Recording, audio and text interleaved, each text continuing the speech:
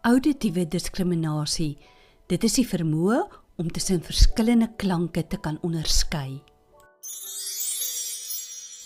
Moontlike uitvalle, sukkel met die onderskeiding tussen woorde wat soortgelyk klink, soos kat en mat. Sukkel om die klanke in woorde te identifiseer. Probleme met die herkenning van klanke in stilte of in 'n raserige omgewing. Sukkel om klankverskille in tale te identifiseer. Sukkel met die identifisering van letterklanke en die korrekte uitspraak. Voorgestelde aktiwiteite. Speel rymspeletjies om die vermoë te ontwikkel om klankpatrone te herken.